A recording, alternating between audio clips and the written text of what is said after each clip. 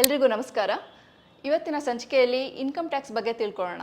Income tax ಅಂದರೆ ಏನು, income tax ಯಾರಿಗೆಲ್ಲ ಅಪ್ಲಿಕೇಬಲ್ ಆಗುತ್ತೆ, ಇನ್ಕಮ್ ಟ್ಯಾಕ್ಸ್ ಪೇ ಮಾಡೋದ್ರಿಂದ ಆಗೋ ಪ್ರಯೋಜನಗಳೇನು, ಇದನ್ನೆಲ್ಲ ನಮಗೆ ತಿಳಿಸ್ಕೊಡೋರಿದ್ದಾರೆ ಟ್ಯಾಕ್ಸ್ ಕನ್ಸಲ್ಟೆಂಟ್ ಮಿಸ್ಟರ್ ಹೇಮಂತ್ ರವರು.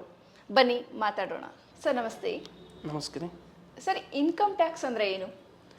ಸೊ ಇನ್ಕಮ್ ಟ್ಯಾಕ್ಸ್ ಅಂತಂದರೆ ಕಾಮನ್ ಲ್ಯಾಂಗ್ವೇಜಲ್ಲಿ ಹೇಳೋದಾದರೆ ಒನ್ ಇಯರ್ ಅಂತಂದರೆ ನಮಗೆ ಫಿನಾನ್ಷಿಯಲ್ ಇಯರ್ ಅಂತ ಬರುತ್ತೆ. So not your calendar year, so financial year ಅಂತ ಬರುತ್ತೆ. ಸೊ ನಾರ್ಮಲಾಗಿ ಇಂಡಿಯಾದಲ್ಲಿ ಏಪ್ರಿಲ್ 1 31 ಮಾರ್ಚ್ ತನಕ 1 ಇಯರ್ ಅಂತ ಕನ್ಸಿಡರ್ ಮಾಡ್ತೀವಿ. ಆ 1 ಇಯರಲ್ಲಿ ನಾರ್ಮಲ್ಲಾಗಿ ಒಬ್ಬ ಇನ್ಕಮ್ ಟ್ಯಾಕ್ಸ್ ಅಸೆಸ್ಸಿ ಅಥವಾ ಒಬ್ಬ ನಾರ್ಮಲ್ ಇಂಡಿಯನ್ ಸಿಟಿಸನ್ಗೆ ಒಂದು ವರ್ಷದಲ್ಲಿ ಏನು ಇನ್ಕಮ್ ಬರುತ್ತೋ ಆ ಇನ್ಕಮನ್ನು ನಾವು ಇನ್ಕಮ್ ಟ್ಯಾಕ್ಸಲ್ಲಿ ಡಿಕ್ಲೇರ್ ಮಾಡಬೇಕಾಗಿ ಬರುತ್ತೆ. ಸೊ ಅದಕ್ಕೆ ಒಂದು ಪ್ರಾವಿಷನ್ಸ್ ಕೊಟ್ಟಿದ್ದಾರೆ. ಒಬ್ಬ ಇನ್ಕಮ್ ಟ್ಯಾಕ್ಸ್ ಅಸೆಸ್ಸಿ ಅಥವಾ ಒಬ್ಬ ನಾರ್ಮಲ್ ಸಿಟಿಸನ್ಸು ಇಂಡಿಯಾದಲ್ಲಿ 4 ಲಕ್ಷಕ್ಕಿಂತ ಮೇಲ್ಪಟ್ಟು ಅಥವಾ 2.5 ಲಕ್ಷಕ್ಕಿಂತ ಮೇಲ್ಪಟ್ಟು. ಸೊ ಇಂಡಿಯಾದಲ್ಲಿ ಇವಾಗ 2 ಥರದ ರೆಜಿಮ್ಗಳಿದೆ, ಓಲ್ಡ್ ಟ್ಯಾಕ್ಸ್ ರೆಜಿಮ್ ಮತ್ತು new tax regime with deductions. ನೀವು LIC insurance, school fees, tuition fees ಅಂತೆಲ್ಲ ಏನೇನು ಡಿಡಕ್ಷನ್ಸ್ನ ಕ್ಲೈಮ್ ಮಾಡ್ತಿರೋ ಅದನ್ನೆಲ್ಲ ಕನ್ಸಿಡರ್ ಮಾಡಿ ಇನ್ಕಮ್ ಟ್ಯಾಕ್ಸ್ನ ಡಿಕ್ಲೇರ್ ಮಾಡೋದಕ್ಕೆ ಓಲ್ಡ್ ಟ್ಯಾಕ್ಸ್ ರೆಜಿಮ್ ಅಂತ ಕರಿತೀವಿ. ಸೊ ನ್ಯೂ ಟ್ಯಾಕ್ಸ್ ರೆಜಿಮಲ್ಲಿ ನಿಮಗೆ ಯಾವುದೇ ಥರದ ಡಿಡಕ್ಷನ್ಸ್ ಸಿಗಲ್ಲ. ಸೊ ಅವಾಗ ನಿಮಗೆ 4 ಲಕ್ಷ ರೂಪಾಯಿ ಫಿಕ್ಸ್ ಮಾಡಿದ್ದಾರೆ. 4 ಲಕ್ಷಕ್ಕಿಂತ ಜಾಸ್ತಿ ಇದ್ದಾಗ ನೀವು ಇನ್ಕಮ್ ಟ್ಯಾಕ್ಸ್ನ ಫೈಲ್ ಮಾಡಬೇಕಾಗತ್ತೆ. ಸೊ ಕೆಲವೊಂದು ಸತಿ ಕಾಮನ್ ಪೀಪಲಲ್ಲಿ ಬರೋ ಮೊದಲನೇ ಕ್ವಶನ್ನು, ನಾವು ಇನ್ಕಮ್ ಟ್ಯಾಕ್ಸ್ನ ಏನಕ್ಕೆ ಪೇ ಮಾಡಬೇಕು ಅನ್ನೋ ಒಂದು ಕ್ವಶನ್ ಬರುತ್ತೆ. ಸೊ ಏನಂತಂದರೆ ಇನ್ಕಮ್ ಟ್ಯಾಕ್ಸ್ನ ಫೈಲ್ ಮಾಡೋದು ಅಂತಂದರೆ ಎಲ್ಲರೂ ಟ್ಯಾಕ್ಸ್ ಕಟ್ಟಬೇಕು ಅನ್ನೋ ಒಂದು ಭ್ರಮೆನಲ್ಲಿರ್ತಾರೆ. ಆದರೆ ಇನ್ಕಮ್ ಟ್ಯಾಕ್ಸ್ ಅನ್ನೋದು ಒಂದು ಸೆಲ್ಫ್ ಡಿಕ್ಲರೇಷನ್ನು. ನೀವು ಸ್ವತಃ ನಿಮ್ಮ ಸ್ವಯಂ ಪ್ರೇರಿತರಾಗಿ ಇನ್ಕಮ್ ಟ್ಯಾಕ್ಸ್ ಫೈಲ್ ಮಾಡೋ ಡ್ಯೂ ಡೇಟ್ಸ್ನ ಇನ್ಕಮ್ ಟ್ಯಾಕ್ಸ್ ಡಿಪಾರ್ಟ್ಮೆಂಟಿಂದ ಡಿಕ್ಲೇರ್ ಮಾಡಿರ್ತಾರೆ. ಆ ಟೈಮಲ್ಲಿ ನೀವು ಇನ್ಕಮ್ ಟ್ಯಾಕ್ಸ್ನ ಸೆಲ್ಫ್ ವಾಲಂಟಿಯರಾಗಿ ನೀವೇ ಡಿಕ್ಲೇರ್ ಮಾಡಬೇಕು. ಅಂಥ ಟೈಮಲ್ಲಿ ವಾಲಂಟಿಯರಾಗಿ ನೀವು 2 ಲಕ್ಷ ಅಥವಾ 3 ಲಕ್ಷ ಅಥವಾ ಅದಕ್ಕಿಂತ ಕಡಿಮೆ ಇದ್ದಾಗಲೂ ನೀವು ಡಿಕ್ಲೇರ್ ಮಾಡಬಹುದು, ಮಾಡಬಾರ್ದು ಅಂತೇನಿಲ್ಲ.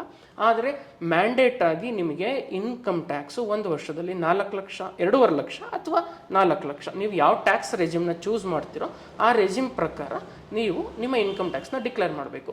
ಡಿಕ್ಲೇರ್ ಮಾಡಿದ ತಕ್ಷಣವೇ ನೀವು ಇನ್ಕಮ್ ಟ್ಯಾಕ್ಸ್ ಪೇ ಮಾಡಬೇಕು ಅನ್ನೋದು ನಿಮ್ಮ ಭ್ರಮೆ. ಆ ಥರ ಏನಿಲ್ಲ. ಸೊ ನಿಮ್ಮ ಇನ್ಕಮ್ ಟ್ಯಾಕ್ಸು ಗೌರ್ಮೆಂಟ್ ಪ್ರಾವಿಷನ್ಸ್ ಪ್ರಕಾರ ನೀವು ಅವರ ಗೌರ್ಮೆಂಟ್ ಪ್ರಕಾರ ಓಲ್ಡ್ ಟ್ಯಾಕ್ಸ್ ರೆಜಿಮಲ್ಲಿ ನೀವೇನಾದ್ರು ಫೈಲ್ ಮಾಡೋದಿತ್ತಂದರೆ 5 ಲಕ್ಷ, ಅದಕ್ಕಿಂತ ಜಾಸ್ತಿ ಫೈಲ್ ಮಾಡೋದಕ್ಕೆ ಹೋದಾಗ ಮಾತ್ರ ನೀವು ಇನ್ಕಮ್ ಟ್ಯಾಕ್ಸ್ನ ಪೇ ಮಾಡಬೇಕು. ಇಲ್ಲ ಅಂತಂದರೆ ನೀವು ಜಸ್ಟ್ ನಿಮ್ಮ ಇನ್ಕಮ್ನ ಗೌರ್ಮೆಂಟಿಗೆ ಡಿಕ್ಲೇರ್ ಮಾಡ್ತಿದ್ದೀರ. ಸೊ ಇದರಿಂದ ತುಂಬ ಅನುಕೂಲಗಳಾಗುತ್ತೆ. ಅದಕ್ಕೋಸ್ಕರ ಇನ್ಕಮ್ ಟ್ಯಾಕ್ಸ್ನ ಫೈಲ್ ಮಾಡಬೇಕು ಹೊರತು ಇನ್ಕಮ್ ಟ್ಯಾಕ್ಸ್ ಪೇ ಮಾಡೋದಕ್ಕೋಸ್ಕರ ಫೈಲ್ ಮಾಡೋದಲ್ಲ. It's A simple report of your annual income with your earnings ಅಷ್ಟೇ. ಸೊ ಈಗ ನಿಮ್ಮ ಪ್ರಕಾರ ಓಲ್ಡ್ ಟ್ಯಾಕ್ಸ್ ರೆಜಿಮೆ ಪ್ರಕಾರ ಯಾರ್ದೆಲ್ಲ 2.5 ಲಕ್ಷಕ್ಕಿಂತ ಮೇಲ್ಪಟ್ಟಿದ ಇನ್ಕಮ್ಮು ಹಾಗೂ ನ್ಯೂ ಟ್ಯಾಕ್ಸ್ ರೆಜಿಮ್ ಪ್ರಕಾರ ಯಾರ್ದೆಲ್ಲ 4 ಲ್ಯಾಕ್ಕಿಂತ ಜಾಸ್ತಿ ಇದೆ ಅವರೆಲ್ಲ ಇನ್ಕಮ್ ಟ್ಯಾಕ್ಸ್ ಫೈಲ್ ಮಾಡೋದಕ್ಕೆ ಎಲಿಜಿಬಲ್ ಇದ್ದಾರೆ. ಫೈಲ್ ಮಾಡಬೇಕು, ಬಟ್ ಟ್ಯಾಕ್ಸ್ ಕಟ್ಟೋ ಅವಶ್ಯಕತೆ ಇರೋದಿಲ್ಲ. ಯಾವಾಗ ಟ್ಯಾಕ್ಸ್ ಕಟ್ಟಬೇಕು ಅಂತಂದರೆ ಗೌರ್ಮೆಂಟ್ ಅದಕ್ಕೆ ಅಂತಲೇ ಸಪ್ರೇಟಾಗಿ ರಿಡಂಪ್ಷನ್ ಅಂದರೆ ರಿಬೇಟ್ಸ್ನ ಡಿಕ್ಲೇರ್ ಮಾಡಿದ್ದಾರೆ. ಸೊ ಓಲ್ಡ್ ಟ್ಯಾಕ್ಸ್ ರೆಜಿಮಲ್ಲಿ ನೀವೇನಾದರೂ ಇನ್ಕಮ್ ಟ್ಯಾಕ್ಸ್ನ ಡಿಕ್ಲೇರ್ ಮಾಡಿ ಫೈಲ್ ಮಾಡ್ತಿದ್ದೀರಾ ಅಂತಂದರೆ ಮೋರ್ ದೆನ್ 5 ಲ್ಯಾಕ್ ರುಪೀಸ್ ಅಂದರೆ 5 ಲಕ್ಷಕ್ಕಿಂತ ಜಾಸ್ತಿ ನಿಮ್ಮ ವರಮಾನ, ಅದರಲ್ಲೂ ಸ್ಟ್ಯಾಂಡರ್ಡ್ ಡಿಡಕ್ಷನ್ಸ್ ಅಂತ 50,000 ರೂಪಾಯಿ ಕೊಟ್ಟಿರ್ತಾರೆ. ಆ 50,000 ರೂಪಾಯಿನ ಲೆಸ್ ಮಾಡಿ, ಅಂದರೆ ನಿಮಗೆ 6 ಲಕ್ಷ ರೂಪಾಯಿ ಇನ್ಕಮ್ ಇತ್ತಂದರೆ 6 ಲಕ್ಷದಲ್ಲಿ 50,000 ರೂಪಾಯಿ ಸ್ಟ್ಯಾಂಡರ್ಡ್ ಇನ್ಕಮ್ ಅಂತ, ಅಂದರೆ ಸ್ಯಾಲ್ರಿ ಪರ್ಸನಿಗೆ ಸ್ಟ್ಯಾಂಡರ್ಡ್ ಇನ್ಕಮ್ ಅಂತ ಬರುತ್ತೆ. ಆದರೆ ಅದೇ ಥರ ನೀವು LIC ಇನ್ಶೂರೆನ್ಸು, ಟ್ಯೂಷನ್ ಫೀಸಸ್ಸು ಅಥವಾ ನಿಮ್ಮದೇ ಹೆಲ್ತ್ ಇನ್ಶೂರೆನ್ಸಸ್ ಎಲ್ಲ ಏನು ಪೇ ಮಾಡಿರ್ತಾರೆ ಅದನ್ನೆಲ್ಲ ರೆಡ್ಯೂಸ್ ಮಾಡಿದ ಮೇಲೆ 5 ಲ್ಯಾಕ್ಕಿಂತ ಜಾಸ್ತಿ ಬಂತಂದರೆ ಸ್ಪೆಸಿಫೈಡ್ ರೇಟ್ಸ್ ಅಂತ ಡಿಕ್ಲೇರ್ ಮಾಡಿದ್ದಾರೆ. 5% ಮತ್ತು 20% ಮತ್ತು 30% ಅಂತ. ಸೊ ಆ ಕೇಸಸ್ಸಲ್ಲಿ ನಿಮಗೆ ಇನ್ಕಮ್ ಟ್ಯಾಕ್ಸ್ ಪೇ ಮಾಡಬೇಕಾಗುತ್ತೆ. ಅದರ್ವೈಸ್ ನೀವು ಜಸ್ಟ್ ನಿಮ್ಮ ಇನ್ಕಮ್ನ ಬಿಲೋ 5 ಲ್ಯಾಕ್ ರುಪೀಸ್ ಅಂದರೆ ರಿಬೇಟ್ 12,500 ರೂಪೀಸ್ ರಿಬೇಟ್ನ ಕೊಟ್ಟಿರ್ತಾರೆ, 12,500 ರೂಪಾಯಿ. ಅದನ್ನು ಬಿಟ್ಟು ಆ ರಿಬೇಟಲ್ಲಿ ನೀವೇನಾದ್ರು ಫಾಲ್ ಆಗ್ತೀರಾ ಅಂದರೆ 5 ಲಕ್ಷದ ಒಳಗಡೆ ನಿಮ್ಮ ಟೋಟಲ್ ಇನ್ಕಮ್ ಬಂತು ಅಂದರೆ ನೀವೇನು ಇನ್ಕಮ್ ಟ್ಯಾಕ್ಸ್ ಕಟ್ಟೋ ಅವಶ್ಯಕತೆ ಇಲ್ಲ. ಅದೇ ನಿಮ್ಮ ಓಲ್ಡ್ ಟ್ಯಾಕ್ಸ್ ರೆಜಿಮಲ್ಲಿ ನಿಮಗೆ 5 ಲಕ್ಷ ಲಿಮಿಟ್ ಇತ್ತಂದರೆ ಈ ವರ್ಷ 25-26 ಯಾವ ಈ ಫಿನಾನ್ಷಿಯಲ್ಸ್ ಇಯರ್ ಕಂಪ್ಲೀಟ್ ಮಾಡಿ ನಾವಿವಾಗ 26-27ನೇ ವರ್ಷದಲ್ಲಿದ್ದೀವಿ. ಜುಲೈ 31 ನಾರ್ಮಲ್ ಆಗಿ ಇಂಡಿವಿಜುವಲ್ ಸಿಟಿಸನ್ಸಿಗೆಲ್ಲ ಇನ್ಕಮ್ ಟ್ಯಾಕ್ಸ್ ಫೈಲ್ ಮಾಡಬೇಕಾಗುತ್ತೆ. ಸೊ ಆ ಟೈಮಲ್ಲಿ ನಿಮ್ಮ ಇನ್ಕಮು ನ್ಯೂ ಟ್ಯಾಕ್ಸ್ ರೆಜಿಮಲ್ಲಿ ನಾನು ಯಾವುದೋ ಡಿಡಕ್ಷನ್ಸ್ನ ಇನ್ವಾಲ್ವ್ ಮಾಡಿಲ್ಲ, ನನ್ನ ಹತ್ರ ಬರೀ ಇನ್ಕಮ್ ಮಾತ್ರ ಇದೆ, ಸ್ಯಾಲ್ರಿ ಇನ್ಕಮ್ ಅಥವಾ ರೆಂಟಲ್ ಇನ್ಕಮ್ಮು ಅಥವಾ ಬೇರೆ ಬೇರೆ ಇನ್ಕಮ್ಗಳಿದೆ, ಎಲ್ಲವನ್ನು ಸಮರೈಸ್ ಮಾಡಿದಾಗ ನಮ್ಮ ಹತ್ರ ಬರೋದು 12.5 ಲಕ್ಷ ಅಂತಂದರೆ 12.5 ಲಕ್ಷದ ಒಳಗಡೆ ಇತ್ತಂದರೆ ನಾವು ಸ್ಯಾಲ್ರಿ ಇನ್ಕಮ್ನ ತೊಗೊಂಡಾಗ 12,75,000 ತನಕ ನಾವು ತೊಗೋಬೋದು. ಇಲ್ಲ ಅಂತಂದರೆ 12 ಲಕ್ಷದ ಒಳಗಡೆ ತೊಗೊಂಡ್ರೆ 12 ಲಕ್ಷಕ್ಕೆ ನಾವು ಏನು ಅರ್ನ್ ಮಾಡ್ತೀವಿ ನ್ಯೂ ಟ್ಯಾಕ್ಸ್ ರೆಜಿಮಲ್ಲಿ ಅದಕ್ಕೆ ಯಾವುದೇ ರೀತಿ ಟ್ಯಾಕ್ಸ್ ಕಟ್ಟೋ ಅವಶ್ಯಕತೆ ಇಲ್ಲ. ಏನಕ್ಕೆ ಅಂತಂದರೆ ರೀಸೆಂಟಾಗಿ ಬಜೆಟಲ್ಲಿ ಅನೌನ್ಸ್ ಮಾಡಿರೋ ಹಾಗೆ ನಾವು ಇನ್ ಕೇಸ್ ಏನಾದರೂ ನ್ಯೂ ಟ್ಯಾಕ್ಸ್ ರೆಜಿಮಲ್ಲಿ ಫೈಲ್ ಮಾಡೋಕ್ಕೆ ಹೋದಾಗ ನಮಗೆ ಗೌರ್ಮೆಂಟಿಂದ ರಿಬೇಟ್ ಅಂತ ಸಿಗ್ತಾ ಇದೆ. ಬಟ್ ನಾವು ಇನ್ಕಮ್ ಟ್ಯಾಕ್ಸ್ನ ಫೈಲ್ ಮಾಡಬೇಕಾದ್ರೆ ನಮಗೆ ರಿಬೇಟ್ ಅಂತ ಸಿಗುತ್ತೆ. 60,000 ರೂಪಾಯಿ ರಿಬೇಟ್ನ ಕೊಡ್ತಾರೆ. ಸೊ ಹಾಗಾಗಿ ನಾವು 12 ಲಕ್ಷದ ತನಕ ಯಾವುದೇ ಟ್ಯಾಕ್ಸಸ್ನ ಪೇ ಮಾಡೋ ಅವಶ್ಯಕತೆ ಇಲ್ಲ. ಅದು ನಮ್ಮ ಸೆಲ್ಫ್ ಡಿಕ್ಲರೇಷನ್. ವಾಲಂಟಿಯರ್ ಆಗಿ ನಾವು ನಮ್ಮ ಗೌರ್ಮೆಂಟಿಗೆ ನಮ್ಮ ಇನ್ಕಮ್ನ ಒಂದು ಸ್ಪೆಸಿಫಿಕ್ ಪೀರಿಯಡಿಗೆ ಡಿಕ್ಲೇರ್ ಮಾಡೋದಕ್ಕೋಸ್ಕರ ಇನ್ಕಮ್ ಟ್ಯಾಕ್ಸ್ ಫೈಲ್ ಮಾಡ್ತೀವಿ. ಸರ್, ಈ ಇನ್ಕಮ್ ಟ್ಯಾಕ್ಸ್ ಫೈಲ್ ಮಾಡೋದ್ರಿಂದ ಆಗೋ ಉಪಯೋಗಗಳೇನು? ಸೊ ನಾರ್ಮಲ್ಲಾಗಿ ಮೊದಲಿಗಿಂತ ಇವಾಗ ಇನ್ಕಮ್ ಟ್ಯಾಕ್ಸ್ ರಿಕ್ವೈರ್ಮೆಂಟ್ ಜಾಸ್ತಿ ಆಗ್ತಾ ಇದೆ. ಸೊ ನಿಮ್ಮ ಇನ್ಕಮ್ಮಿಂದನೇ ನಿಮಗೆ ಫರ್ದರ್ ಬೆನಿಫಿಟ್ಸ್ ಅಪ್ರೂವ್ ಆಗ್ತಾ ಇರ್ತವೆ. ಕೆಲವೊಂದು ಸತಿ ನೀವು ಸ್ಯಾಲ್ರಿ ಎಂಪ್ಲಾಯಿ ಆಗಿದ್ದೀರಾ ಅಂತಂದರೆ ನಿಮಗೆ ಹೋಮ್ ಲೋನ್ ಬೇಕು, ಅಥವಾ ಹೈಯರ್ ಸ್ಟಡೀಸಿಗೆ ಟ್ರಾವೆಲ್ ಮಾಡಬೇಕು ಅಂತಿರ್ತೀರ, ಅಥವಾ ನಿಮಗೆ ಹೋಮ್ ಲೋನ್ ಅಥವಾ ವೆಹಿಕಲ್ ಲೋನು ಅಥವಾ ಯಾವುದೋ ಒಂದು ಫರ್ದರ್ ಬಿಸ್ನೆಸ್ ಲೋನ್ಸ್ ಎಲ್ಲ ಬೇಕಂತಂತಂದರೆ ನೀವು ಇನ್ಕಮ್ ಟ್ಯಾಕ್ಸ್ ಫೈಲ್ ಮಾಡಲೇಬೇಕು. ಯಾಕೆ ಅಂತಂದರೆ ಒಂದು ಸ್ಪೆಸಿಫೈಡ್ ಗೌರ್ಮೆಂಟ್ ಸೆಕ್ಟಾರ್ ಕಡೆಯಿಂದ ಅಪ್ರೂವಲ್ ಅನ್ನೋದಕ್ಕಿಂತ ಸೆಲ್ಫ್ ಡಿಕ್ಲರೇಷನ್ ಏನು ಕೊಟ್ಟಿರ್ತೀರ ಗೌರ್ಮೆಂಟಿಗೆ, ಆ ಡಾಕ್ಯುಮೆಂಟ್ಸ್ನ ನಿಮ್ಮ ಇನ್ಕಮ್ ಅಂತ ಕನ್ಸಿಡರ್ ಮಾಡೋದ್ರಿಂದ ಗೌರ್ಮೆಂಟ್ ಬ್ಯಾಂಕ್ ಸೆಕ್ಟರ್ಸ್ ಅಥವಾ ಫಿನಾನ್ಷಿಯಲ್ ಸೆಕ್ಟರ್ಸೇ ಆಗಲಿ, ಬೇರೆ ಬೇರೆ ಪರ್ಪಸ್ಸಿಗೆ ಆಗಲಿ, ಫಾರ್ ಎಕ್ಸಾಂಪಲ್ ನೀವು ವೀಸಾ ತೊಗೋಬೇಕು, ಸ್ಟೂಡೆಂಟ್ ವೀಸಾ ತೊಗೋಬೇಕು, ಅಥವಾ ಎಜುಕೇಷನಲ್ ವೀಸಾ ಅಥವಾ ಬಿಸ್ನೆಸ್ ವೀಸಾಸ್ ತೊಗೋಬೇಕು ಅಂತಂದರೆ ನಿಮ್ಮ ಇನ್ಕಮ್ಮು ಸ್ಪೆಸಿಫೈಡ್ ಇನ್ಕಮ್ನ ಕ್ರಾಸ್ ಆಗಿದ್ದರೆ ಮಾತ್ರ ನಿಮಗೆ ಎಲಿಜಿಬಿಲಿಟಿ ಇರುತ್ತೆ. ಸೊ ಹಾಗಾಗಿ ನಿಮ್ಮ ಸೆಲ್ಫ್ ಡಿಕ್ಲರೇಷನ್ ನೋಡಿ, ಇಲ್ಲಿ ಇನ್ಕಮ್ ಟ್ಯಾಕ್ಸ್ ಡಿಪಾರ್ಟ್ಮೆಂಟಿಂದ ಆಗಲಿ ಅಥವಾ ಗೌರ್ಮೆಂಟ್ ಕಡೆಯಿಂದನೇ ಆಗಲಿ ಯಾರೂ ಬಲವಂತ ಮಾಡೋದಿಲ್ಲ. ಯಾಕೆ ಅಂತಂದರೆ ಗೌರ್ಮೆಂಟು ಪ್ರೆಸೆಂಟು ನಮ್ಮ ಇಂಡಿಯನ್ ಗೌರ್ಮೆಂಟು ನಮ್ಮ ಹತ್ರ ಕೇಳ್ತಾ ಇರೋದು ಸೆಲ್ಫ್ ಡಿಕ್ಲರೇಷನ್. ಪ್ರತಿ ವರ್ಷ 31ನೇ ತಾರೀಕು for individuals, for a business tax audit cases ಅಂತ ಬಂದಾಗ 30th ಸೆಪ್ಟೆಂಬರ್, ಹಾಗೆ ಬೇರೆ ಬೇರೆ ಸ್ಪೆಸಿಫೈಡ್ ಬಿಸ್ನೆಸ್ಗಳಿಗೆ ಬೇರೆ ಬೇರೆ ಡೇಟ್ಸ್ಗಳನ್ನ ಫಿಕ್ಸ್ ಮಾಡಿದ್ದಾರೆ. ಇಲ್ಲಿ ಏನೆಲ್ಲ ನಾವು ಡಿಕ್ಲೇರ್ ಮಾಡ್ತೀವೋ ಅಥವಾ ಏನೆಲ್ಲ ಇನ್ಕಮ್ ಟ್ಯಾಕ್ಸ್ ಅಂತ ಫೈಲ್ ಮಾಡ್ತೀವೋ ಅದೆಲ್ಲವೂ ಸೆಲ್ಫ್ ಡಿಕ್ಲರೇಷನ್. ಅಂದರೆ ವಾಲಂಟಿಯರ್, ನಾವು ಸ್ವಯಂವಾಗಿ ನಾವು ನಮ್ಮ ಇನ್ಕಮ್ನ ನಮ್ಮ ಇನ್ಕಮ್ ಟ್ಯಾಕ್ಸ್ ಪೋರ್ಟಲಲ್ಲಿ, ಅಲ್ಲಿ ಗೌರ್ಮೆಂಟು ಎಲ್ಲೂ ಇಂಟರ್ಫಿಯರ್ ಆಗೋದಿಲ್ಲ. ನಮ್ಮ ಇನ್ಕಮ್ನ ನಾವೇ ಸೆಲ್ಫ್ ಆಗಿ ಡಿಕ್ಲೇರ್ ಮಾಡೋದಕ್ಕೆ ಆಪ್ಷನ್ ಕೊಟ್ಟಿರೋದು. ಸೊ ನಮ್ಮ ವಾಲಂಟರಿ ಇನ್ಕಮ್ ಟ್ಯಾಕ್ಸ್ ಡಿಕ್ಲರೇಷನ್ ಅಂತ ಏನು ಮಾಡಿರ್ತೀವೋ, ಕೆಲವೊಂದು ಸತಿ ನೀವು ಟ್ಯಾಕ್ಸ್ ಪೇ ಮಾಡಬೇಕಾಗತ್ತೆ, ಕೆಲವೊಂದು ಸತಿ ನೀವು ಟ್ಯಾಕ್ಸ್ ಪೇ ಮಾಡೋದಿಲ್ಲ. ಈ ಒಂದು ನಿಮ್ಮ ಟ್ಯಾಕ್ಸಸ್ ಏನಂತ ಡಿಕ್ಲೇರ್ ಮಾಡಿರ್ತೀರಲ್ಲ, ನಿಮ್ಮ ಅರ್ನಿಂಗ್ಸ್, ಇಲ್ಲಿ ಸಾಮಾನ್ಯವಾಗಿ ಜನರು ಕನ್ಫ್ಯೂಷನ್ ಆಗೋದೇನಂತಂದರೆ ಪ್ರತಿಯೊಬ್ಬರು ಇನ್ಕಮ್ ಟ್ಯಾಕ್ಸ್ ಫೈಲ್ ಮಾಡಬೇಕು ಅನ್ಕೋತಾರೆ. ಆದರೆ ಜನರು ಎಲ್ಲರೂ ಏನು ಮಾಡಬೇಕು ಅಂದರೆ ಅವರ ಇನ್ಕಮ್ನ ಡಿಕ್ಲೇರ್ ಮಾಡಬೇಕು. ಡಿಕ್ಲರೇಷನ್ ವರ್ಸಸ್ ಇನ್ಕಮ್ ಟ್ಯಾಕ್ಸ್ ಪೇಮೆಂಟಿಗೂ ತುಂಬ ಡಿಫ್ರೆನ್ಸಸ್ ಇದೆ. ಎಲ್ಲರೂ ಇನ್ಕಮ್ ಟ್ಯಾಕ್ಸ್ ಪೇ ಮಾಡಬೇಕಂತಂದ್ರೆ ಇಲ್ಲ, ಆದರೆ ಎಲ್ಲರೂ ಇನ್ಕಮ್ ಟ್ಯಾಕ್ಸು ಡಿಕ್ಲೇರ್ ಮಾಡಬೇಕು. ಗೌರ್ಮೆಂಟ್ ಹೇಳುತ್ತೆ ನಾನು ನಿಮಗೆ ರಿಬೇಟ್ ಕೊಡ್ತಾ ಇದ್ದೀನಿ, ಆದರೆ ಇನ್ಕಮ್ ಟ್ಯಾಕ್ಸ್ನ ಎಕ್ಸಂಪ್ಷನ್ ಮಾಡ್ತಾ ಇಲ್ಲ. ಎಕ್ಸ್ಪೆಷಲಿ ಸ್ಯಾಲ್ರಿ ಎಂಪ್ಲಾಯೀಸ್ ಆಗಿರ್ಬೋದು, ಬಿಸ್ನೆಸ್ ಎಂಪ್ಲಾಯೀಸ್ ಆಗಿರ್ಬೋದು, ಅಥವಾ ರೆಂಟಲ್ ಇನ್ಕಮ್ಸು, ಈ ಥರ ಬೇರೆ ಬೇರೆ ಇನ್ಕಮ್ಗಳಿದೆ. ನಾರ್ಮಲಾಗಿ ಇನ್ಕಮಲ್ಲಿ ನಿಮಗೆ ಸ್ಯಾಲ್ರಿ ಇನ್ಕಮ್ ಅಂತ ಬರುತ್ತೆ, ಅಥವಾ ಹೌಸ್ ಪ್ರಾಪರ್ಟಿ ಇನ್ಕಮ್ ಅಂತ ಬರುತ್ತೆ, ಬಿಸ್ನೆಸ್ ಇನ್ಕಮ್ ಅಂತ ಬರುತ್ತೆ, ಪ್ರೊಫೆಷನಲ್ ಇನ್ಕಮ್ ಅಂತ ಬರುತ್ತೆ, ಅದರ್ ಇನ್ಕಮ್ ಅಂತ ಬರುತ್ತೆ. ಅದರ್ಸ್ ಇನ್ಕಮ್ ಅಂತಾರೆ ನಾರ್ಮಲ್ ಆಗಿ ನಿಮ್ಮ ಬ್ಯಾಂಕ್ FDಸು, ಡಿವಿಡೆಂಡ್ಸು, ಮತ್ತು ಬೇರೆ ಬೇರೆ ಇನ್ಕಮ್ಗಳು whichever is not declared under the other specified incomes ಅಲ್ಲಿ ಏನೇನು ಬರುತ್ತೋ ಅದೆಲ್ಲ ಅದರ್ ಇನ್ಕಮಿಗೆ ಬರುತ್ತೆ. ಅದ್ರ ಜೊತೆ ಕ್ಯಾಪಿಟಲ್ ಗೇನ್ ಬರುತ್ತೆ. ಯಾವಾಗ ನೀವು ಗೋಲ್ಡು ಅಥವಾ ಸಿಲ್ವರು ಅಥವಾ ಯಾವುದಾದ್ರೂ ಪೆರಿಷಬಲ್ ಆರ್ನಮೆಂಟ್ಸು ಅಥವಾ ನಿಮ್ಮ ಪ್ರಾಪರ್ಟೀಸು ಅಥವಾ ನಿಮ್ಮ ಶೇರ್ ಟ್ರಾನ್ಸಾಕ್ಷನ್ಸು, ಇತ್ತೀಚಿನ ದಿನಗಳಲ್ಲಿ ಮ್ಯೂಚುವಲ್ ಫಂಡ್ಸು ಶೇರ್ ಟ್ರಾನ್ಸಾಕ್ಷನ್ನ ತುಂಬ ಜನ ಯೂಸ್ ಮಾಡ್ತಿದ್ದಾರೆ. ವೆದರ್ ದೇ ಆರ್ ಅವ್ರ ಬಿಸ್ನೆಸ್ಸಲ್ಲಿ ಇನ್ವಾಲ್ವ್ ಆಗಿರ್ತಾರೋ ಅಥವಾ ನಾಲೆಡ್ಜಬಲ್ ಇಲ್ಲ ಅಂತಂದ್ರೂ ಸಹ ಇನ್ಕಮ್ ಟ್ಯಾಕ್ಸ್, ಶೇರ್ ಟ್ರಾನ್ಸಾಕ್ಷನ್ ಮತ್ತು ಮ್ಯೂಚುವಲ್ ಫಂಡ್ಸಲ್ಲಿ ತುಂಬ ಜನ ಇನ್ವಾಲ್ವ್ ಆಗಿದ್ದಾರೆ. ಸೊ ಅವರೆಲ್ಲ ಮ್ಯಾಂಡೇಟಾಗಿ ಅವರ ಒಂದು ಲಿಮಿಟೇಷನ್ನ ಕ್ರಾಸ್ ಆಗ್ತಾ ಇದ್ದ ಹಾಗೇ ಅವರು ಇನ್ಕಮ್ ಟ್ಯಾಕ್ಸ್ನ ಡಿಕ್ಲೇರ್ ಮಾಡಬೇಕು. ಸೊ ಇನ್ಕಮ್ ಟ್ಯಾಕ್ಸ್ ಕಟ್ಟೋದಕ್ಕೂ ಮತ್ತು ಇನ್ಕಮ್ ಟ್ಯಾಕ್ಸ್ನ ಫೈಲ್ ಮಾಡೋದಕ್ಕೂ ತುಂಬ ಡಿಫ್ರೆನ್ಸಸ್ ಇದೆ.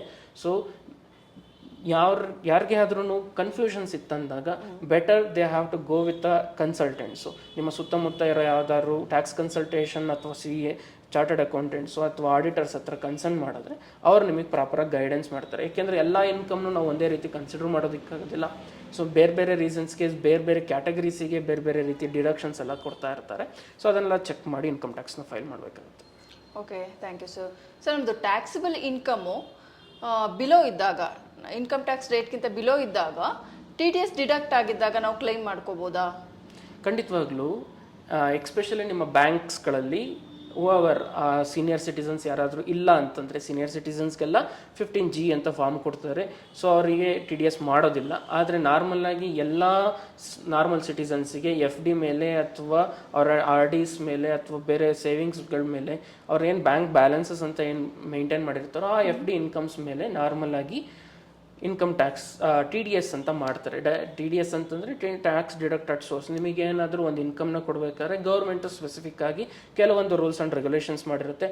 ಸೊ ಅದರ ಪ್ರಕಾರ ನಿಮಗೆ ಇನ್ಕಮ್ ಟ್ಯಾಕ್ಸಲ್ಲಿ TDS ಏನಾದ್ರು ಆಗಿತ್ತಂತಂದರೆ ನಾರ್ಮಲಾಗಿ 10,000ಕ್ಕಿಂತ ಜಾಸ್ತಿ FD ಇನ್ಕಮ್ ಅಥವಾ RD ಇನ್ಕಮ್ ಇದ್ದಾಗ ನಿಮಗೆ TDS ಆಗುತ್ತೆ.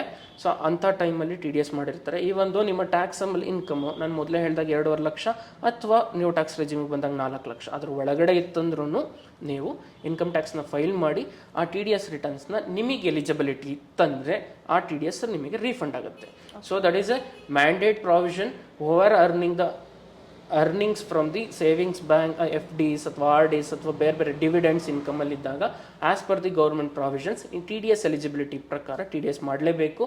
ಮಾಡಿದ TDS ನಿಮಗೆ ಇನ್ಕಮ್ಮು ಟೋಟಲ್ ಓವರಾಲ್ ಇನ್ಕಮ್ನ ಸಮರೈಸ್ ಮಾಡಿದಾಗ 4 ಲಕ್ಷ ಅಥವಾ 2 ಲಕ್ಷಕ್ಕಿಂತ ಕಡಿಮೆ ಇತ್ತಂದರೆ ಅಂಥ ಟೈಮಲ್ಲಿ ಆ TDS ಏನು ಡಿಡಕ್ಟ್ ಆಗಿರುತ್ತೆ ಆ ಒಂದು ಪೀರಿಯಡಲ್ಲಿ ಇನ್ಕಮ್ ಟ್ಯಾಕ್ಸ್ ಫೈಲ್ ಮಾಡಿ ನೀವು ರೀಫಂಡ್ ತೊಗೊಳೋದಕ್ಕೆ ಎಲಿಜಿಬಿಲಿಟಿ ಇರುತ್ತೆ. ಬಟ್ ಅದು ನಿಮ್ಮ ಎಲಿಜಿಬಿಲಿಟಿ ಮೇಲೆ ಹೋಗುತ್ತೆ. ಎಲ್ಲರಿಗೂ ರೀಫಂಡ್ ಬರುತ್ತಾ ಅಂತಂದರೆ ಇಲ್ಲ, ಯಾರು ಎಲಿಜಿಬಿಲಿಟಿ ಇರ್ತಾರೋ ಅವರಿಗೆ ಬರುತ್ತೆ. ಸರ್, ಈ GST ಮತ್ತು ಇನ್ಕಮ್ ಟ್ಯಾಕ್ಸ್ ಎರಡು ಬೇರೆ ಬೇರೆನಾ? GST ಫೈಲ್ ಮಾಡ್ತಾ ಇರೋರು ಇನ್ಕಮ್ ಟ್ಯಾಕ್ಸ್ ಫೈಲ್ ಮಾಡಬೇಕಾ? ಸೊ ನೋಡಿ, GST ಅನ್ನೋದು ಇಂಡೈರೆಕ್ಟ್ ಟ್ಯಾಕ್ಸಸ್ಸು, ಇನ್ಕಮ್ ಟ್ಯಾಕ್ಸ್ ಅನ್ನೋದು ಡೈರೆಕ್ಟ್ ಟ್ಯಾಕ್ಸಸ್ಸು. ಸೊ ಕೆಲವೊಂದು ಸತಿ ಏನಾಗುತ್ತೆ, ಎಲ್ಲ ಕಾಮನ್ ಮ್ಯಾನ್ ಅಂದರೆ ಈ ಒಂದು ಫ್ರಮ್ ಮಾರ್ನಿಂಗಿಂದ ಸಂಜೆ, ನೀವು ಬೆಳಗ್ಗೆಯಿಂದ ಸಂಜೆ ತನಕ ನೀವು ಏನೇನೆಲ್ಲ ಟ್ರಾನ್ಸಾಕ್ಷನ್ ಮಾಡ್ತಿರೋ ಅದರೆಲ್ಲ ಕಡೆ GST ಇರುತ್ತೆ. ಸೊ ಅದನ್ನು ನಾವು ಇಂಡೈರೆಕ್ಟ್ ಟ್ಯಾಕ್ಸಸ್ ಅಂತ ಕರಿತೀವಿ. ಅದು ಎಲ್ಲ ಕಾಮನ್ ಮ್ಯಾನ್ಗಳಿಗೆ ಅಪ್ಲೈ ಆಗುತ್ತೆ. ಸೊ ಬಟ್ ಇನ್ಕಮ್ ಟ್ಯಾಕ್ಸ್ ಅನ್ನೋದು ಏನಂತಂದರೆ ನಿಮ್ಮ ಬೇಸಿಕ್ಸ್ ಇನ್ಕಮ್ ಕ್ರಾಸ್ ಆದರೆ ಮಾತ್ರ ಇನ್ಕಮ್ ಟ್ಯಾಕ್ಸ್ ಎಲಿಜಿಬಿಲಿಟಿ ಬರುತ್ತೆ. ಇನ್ಕಮ್ ಟ್ಯಾಕ್ಸಸ್ಸಲ್ಲೇ ನಮ್ಮ ಇಂಡಿಯಾದಲ್ಲಿ ಡೈರೆಕ್ಟ್ ಟ್ಯಾಕ್ಸಸ್ ಮತ್ತು ಇಂಡೈರೆಕ್ಟ್ ಟ್ಯಾಕ್ಸಸ್ ಅಂತಿದೆ. Indirect taxes apply for everybody. ಅದು ನಿಮ್ಮ ಈಚ್ ಆ್ಯಂಡ್ ಎವ್ರಿ ಟ್ರಾನ್ಸಾಕ್ಷನ್ ಆಗಬೇಕಾದ್ರೆ ಆಗೋ ಟ್ರಾನ್ಸಾಕ್ಷನ್ಸ್ ಮೇಲೆ. ಫಾರ್ ಎಕ್ಸಾಂಪಲ್, ನೀವೇನೋ ಒಂದು ಟೂತ್ ಪೇಸ್ಟ್ ತೊಗೋತೀರಾ ಅಥವಾ ಬ್ರಷ್ ತೊಗೋತೀರಾ, ನಾರ್ಮಲಾಗಿ ನಿಮ್ಮ ಮನೆಗೆ ಬೇಕಿರೋ ಆಯಿಲ್ ತೊಗೋತೀರಾ ಅಥವಾ ನಿಮ್ಮ ಮನೆಗೆ ಬೇರೆ ಎಲೆಕ್ಟ್ರಿಕಲ್ ಎಕ್ವಿಪ್ಮೆಂಟ್ಸ್ಗಳನ್ನ ತೊಗೋತೀರೋ ಆ ಟೈಮಲ್ಲಿ ಏನು ಟ್ಯಾಕ್ಸಸ್ ಪೇ ಮಾಡ್ತೀರೋ ಅದೆಲ್ಲ ಇನ್ಕಮ್ ಟ್ಯಾಕ್ಸಸ್ ಅಲ್ಲ, GST. ಆ GST ಹೇಗೆ ವರ್ಕ್ ಆಗುತ್ತೆ ಅಂತಂದರೆ, ಮ್ಯಾನುಫ್ಯಾಕ್ಚರರ್ ಕಡೆಯಿಂದ ಪ್ರೈಮರಿಯಾಗಿ GST ಫಿಕ್ಸ್ ಆಗಿ ಅದು ಕಾಮನ್ ಮ್ಯಾನ್ ಯುಟಿಲೈಸ್ ಮಾಡೋ ತನಕ GST ಒಬ್ಬರಿಂದ ಒಬ್ರಿಗೆ ಫ್ಲೋ ಆಗ್ತಾ ಹೋಗುತ್ತೆ. ಇಲ್ಲಿ ಯಾರಿಗೂ ಬರ್ಡನ್ ಇಲ್ಲ. ಬರ್ಡನ್ ಅನ್ನೋದಕ್ಕಿಂತ ಕಾಮನ್ ಮ್ಯಾನ್, ಫೈನಲ್ ಯಾರು ಯೂಸರ್ ಬರ್ತಾರೋ ಅವ್ರು ಮಾತ್ರ GST ಕಟ್ಟಬೇಕು. ಸೊ ಈಗ ನಿಮಗೆ ಒಬ್ಬ ಮ್ಯಾನುಫ್ಯಾಕ್ಚರರು ನಿಮಗೆ ಡೆಲ್ಲಿನಲ್ಲೋ ಅಥವಾ ಬೇರೆ ಒಂದು ಪ್ರದೇಶದಲ್ಲಿ ಮ್ಯಾನುಫ್ಯಾಕ್ಚರಿಂಗ್ ಮಾಡಿದ್ರೆ ಕರ್ನಾಟಕದಲ್ಲಿ ಕೂತ್ಕೊಂಡು ಆ ಪ್ರಾಡಕ್ಟ್ನ ನಾವು ಯಾವತ್ತು ಯುಟಿಲೈಸ್ ಮಾಡ್ತೀವಿ ಆವತ್ತಿಗೆ ನಾವು ಫೈನಲ್ GSTನ ಕಟ್ತೀವಿ. ಅದ್ರ ಮಧ್ಯೆ ಬರೋ distributors, channel partners, travel agents, ಯಾರ್ಯಾರು ಬರ್ತಾರೋ ಟ್ರಾನ್ಸ್ಪೋರ್ಟೇಷನ್, ಅವರೆಲ್ಲ ಟ್ಯಾಕ್ಸಸ್ನ ಮೂವ್ ಆನ್ ಮಾಡ್ತಾ ಬರ್ತಾರೆ.